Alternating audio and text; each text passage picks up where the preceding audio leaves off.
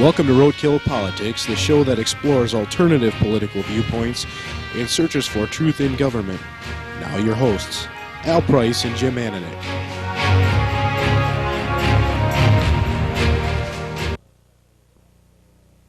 Welcome to a second episode of Roadkill Politics. With us tonight in the studio is our guest for this evening, George Lord, who is an associate professor of sociology and director of the Master of Liberal Studies program at University of Michigan Flint. And he is going to specifically be here to discuss economic development. But before we talk about economic development, I wanted to talk about an emerging or continuing news story, and that's the Ethics Committee investigation of Newt Gingrich and GOPAC. And I think the public should be concerned and aware of the fact that an independent counsel has been suggested, but that the time frame and the scope of the independent counsel's activities are somewhat limited. And well, he's been given a limited length of time, some ridiculously short time to look into it and report back, which is something in the range of six weeks. And he's only allowed to look at elections after a certain date. But the real issue is the elections before that, and GOPAC shouldn't have been involved in elections at all. 6 weeks. How long did they look at Hillary? So far it's been 4 years, almost 4 years. And 6 weeks for Newt. Yeah, interestingly about that, the Ethics Committee chair is a congresswoman from Connecticut named Nancy Johnson, and she, in fact, was the GOPAC recruiter for Connecticut.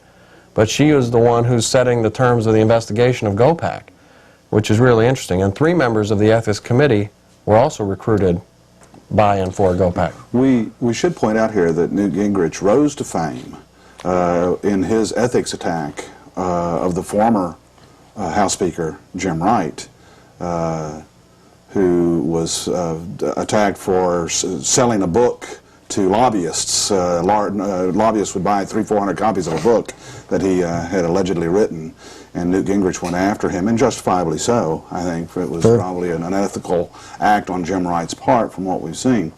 And Newt's GOPAC started out as a college education course, and of course this is after he was denied tenure, I think, at the university in Georgia, which suggests to us that perhaps the tenure process does in fact work in America today. Does denied tenure have something to do with being fired? Well, if a faculty member at a university does not attain tenure, they are given a 1-year terminal contract after that, and they are not allowed to come back to the university after that time. It's a nice way of saying fired. You could look at it that way. So Newt was fired from the university. It could be interpreted in that fashion very easily. Oh, okay. Then he did an ed run and got a lot of large political interest to raise big money so he could finance a course to be taught across America on TV based on this funding from large interests. But that's outside of investigation of the Federal Election Commission, because it wasn't supposed to be involved in politics. It was supposed to be an educational project. You guys fire me, I'm going to be mad. That's maybe why he's so mad at the world. But does he have to take it out on children? Well, he's going to educate them with this and course. old folks, which is really, we're seeing older Americans and children who are increasingly being injured by the policies that are being put in place by the current Congress. So it's the university system's fault that Newt is doing this to the children. Sort of. Had they given him tenure, he'd probably be writing irrelevant books, rewriting history. Well, maybe the tenure process doesn't work then. Should have given him tenure and let him write irrelevant stuff. Instead, they got him mad and he decided to wreck I'm going to destroy the country. I'm destroying all of you now. So I want people to be concerned about that, and perhaps they should write their Congress representative and ask them to be sure that the House Ethics Committee and the Independent Counsel has free rein to look at all the things necessary to find out if, in fact, GOPAC was illegally using money to influence elections, and to spend at least as much time on that as they did on the $21,000 that Hillary Clinton got. Now I know why he didn't think it was so bad that all those federal workers were laid off. That's better than being fired. With, with that, maybe we should move to our economic development section of the show for tonight. And as part of that, there is an article that that appeared in the journal talking about the social health of the country compared to the gross domestic product increase. And why does it seem that we focus so much on gross domestic product, and the stock market, and if the Dow goes over 5,000 or something happens like that, that it's considered big news and everybody's doing well? But at the same time, what the scope of this article was that the social health of the country seems to be going down continually. And they measure things like infant mortality and the gap between the rich and poor. And that's declining even though the gross national product is going up. Yeah, the gap between rich and poor in America is widening. We have one of the largest gap between rich and poor of any industrial state in the world today. Not only that, our overall quality of life in the United States has declined. We used to be #1 in overall quality of life among all the industrial democracies of the world, and that's if we're going to compare ourselves to other countries. I would like to compare us to industrial democracies and not to third world countries or underdeveloped countries and such. We have now dropped from #1 to about #14 overall, I believe the current figures are, among the 18 industrial democracies, where we stand in terms of overall economic health or overall well-being. Gross domestic product is an interesting figure for us to watch, and it does tell us some things. What it tells us more than anything else, though, is what's going on with the wealth of the nation and the wealthy of the nation. It doesn't tell us very much what's going on with the well-being and the economic health of the rest of us. It's more an example of the size of the whole economic activity, but it's divided up on paper by the whole population, but the whole population doesn't get their share based on that. They get it based on whatever the jobs they have and the... When companies lay off workers, I believe I heard you mention in your program last week, companies laying off workers and their stocks going up, the CEO of that company, I'm sure, will get a large raise. What we've seen in recent years is when companies lay off tens of thousands of workers, the chief executive officers of those companies see raises increase in phenomenal ways. I saw a recent report of one chief executive officer who was making about $864,000 a year. He laid off 30,000 workers, and his salary jumped to $3.6 million. 3.6 million represents in some ways a growth in the economy. We're seeing sales of stocks, which represent a growth in the economy. Not for the 30,000 workers. But there's 30,000 workers that aren't having a very healthy well-being at the moment as a result of those layoffs. And there's some distortions going on in terms of when we look at the figures, the figures don't tell the whole story, and we have to be very careful of how we interpret and understand the data. A few years ago, when things were going basically rough for me, I laid off my son. Department of Social Service made me take him back. I wonder why I don't have people put these laid off people back to work. Well, if we could find a way to put all these laid off people back to work, we would. But the problem is that we're finding ways to put these laid off people back to work, but they're going back to work in non-lucrative jobs, jobs in which they cannot support their families. The real growth in the economy that we've been seeing in terms of jobs has been in terms of service sector jobs. These are part-time jobs, seasonal jobs, low-paid, no fringe benefit jobs, that people just don't have the quality of life, and they're having a much harder time surviving on those types of incomes. Well, one of the reasons why we thought it was a good idea to have you on the show is because you have been doing research on economic development in the local area as well.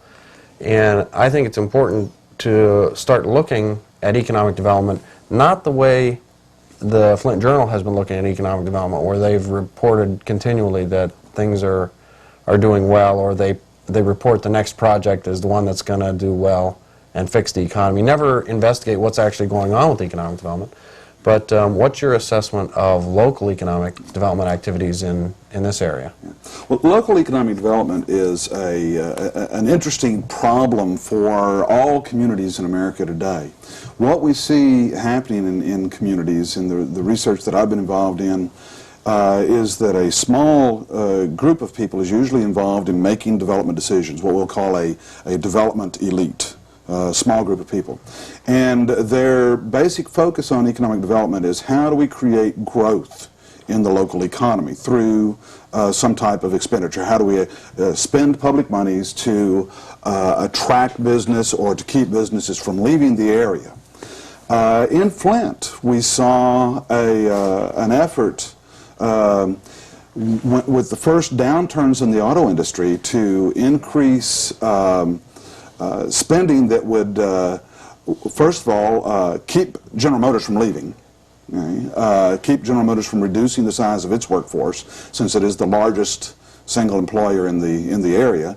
And we saw the tax abatements and the subsidies for development around General Motors Well, do you remember building. when we did our paper on economic development, that the property abated of General Motors in Flint was worth a total value of $1 billion worth of property. That was the property that was abated, and as part of those abatements, there were promises of creation or retention of jobs, and at the same time that occurred, 30,000 jobs were lost, and nobody asked for the money back.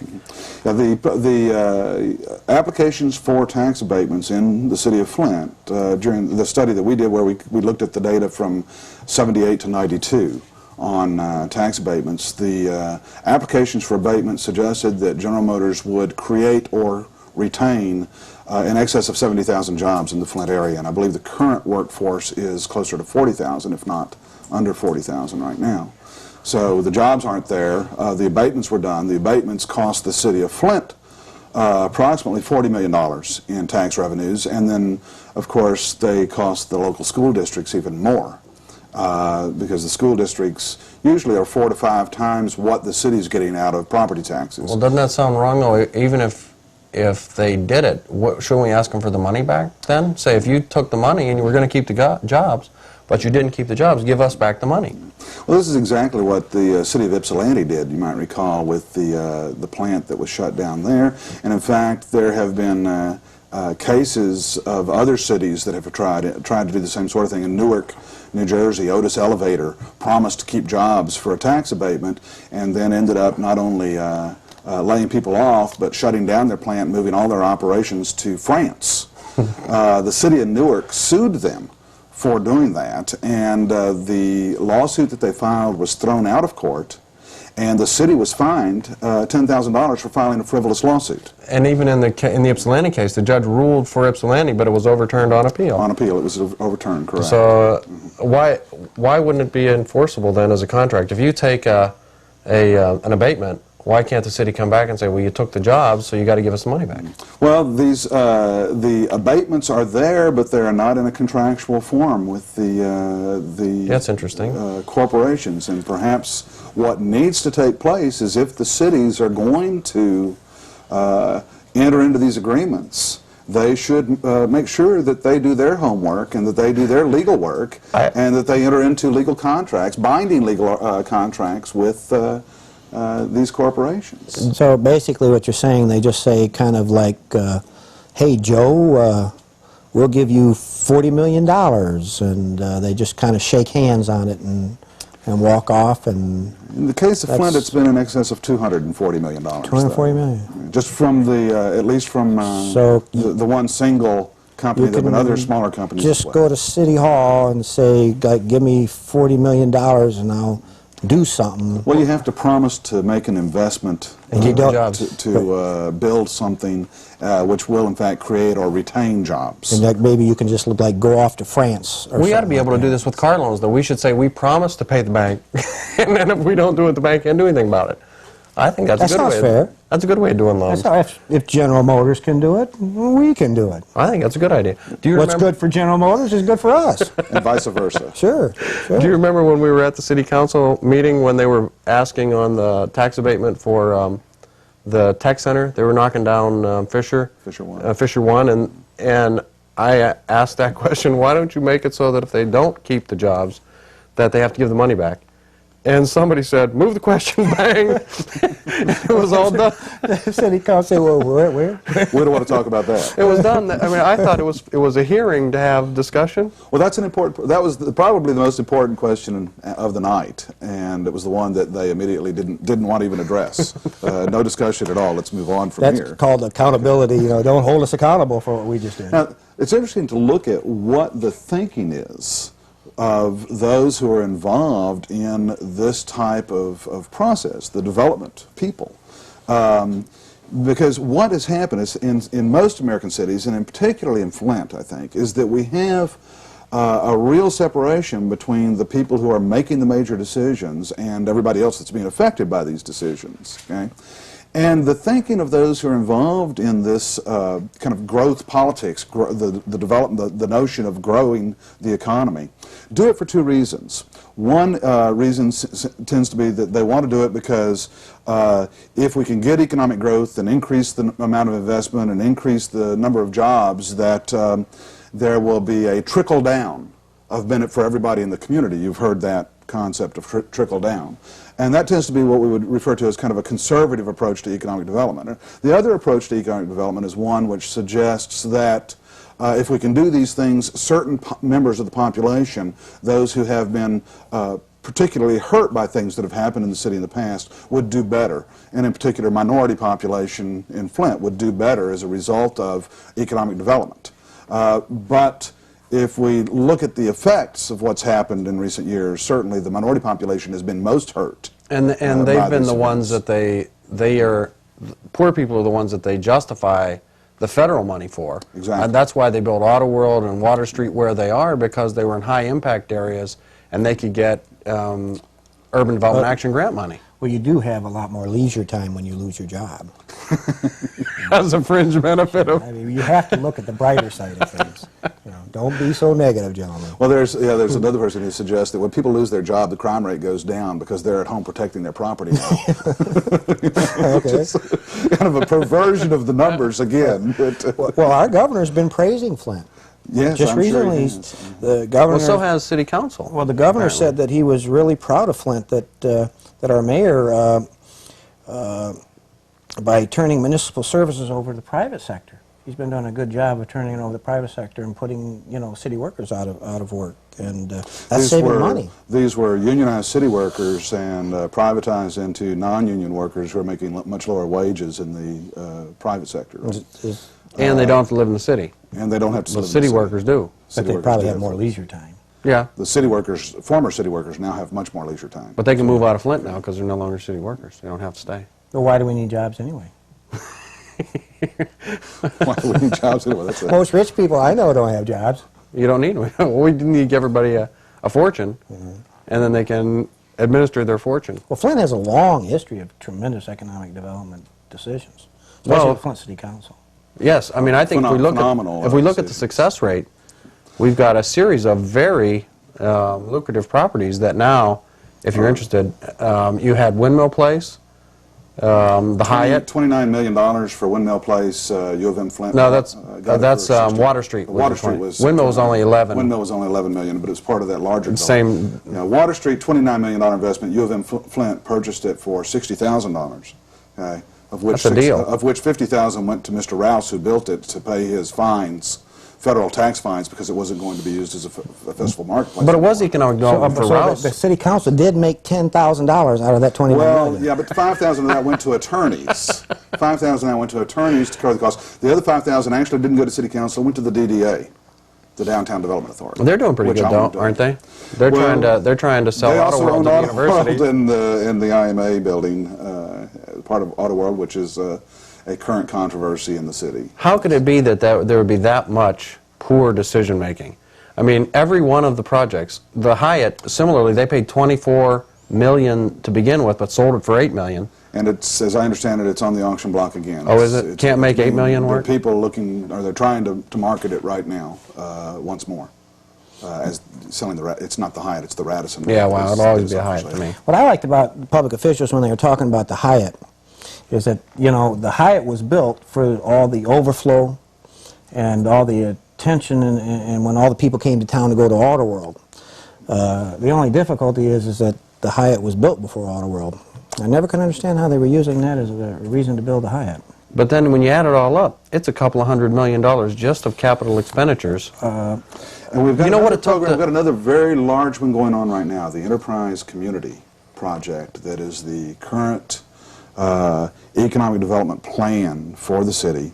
And the Enterprise Community, Enterprise Zones that you may have been reading about is supposed to be an additional $130 million, all told, over the next several years, mostly federal monies. Is the goal here to bring in and do the same sorts of things. And I believe that total $130 million, the projection is,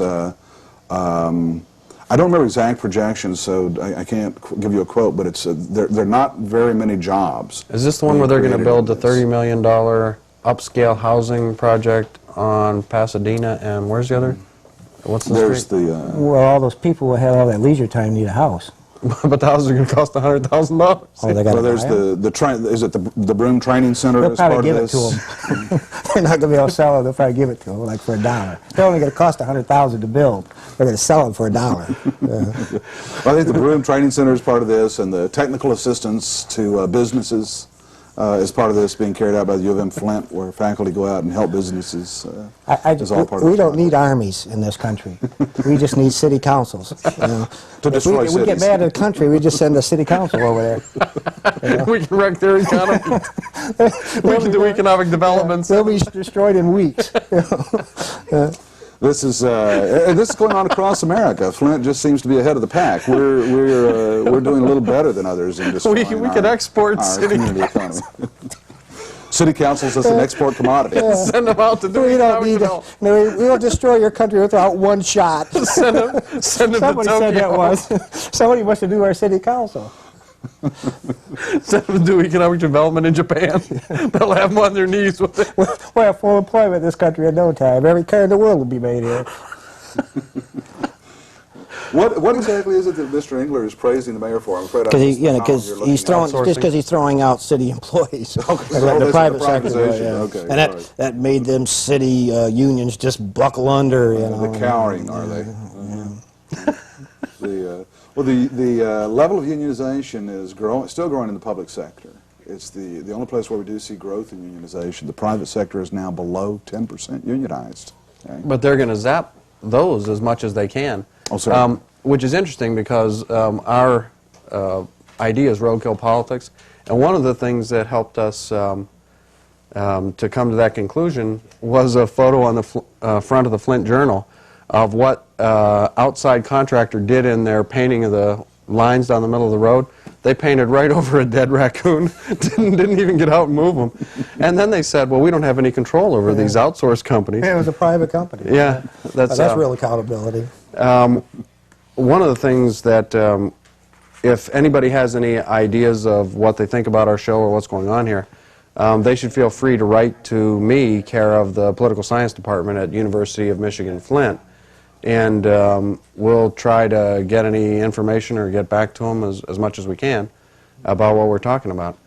Now, back to local economic development.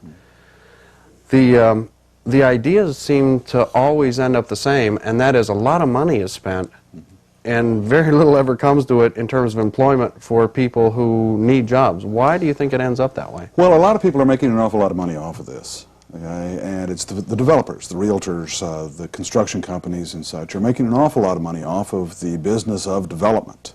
But by and large, development in this fashion is not doing anything to create jobs.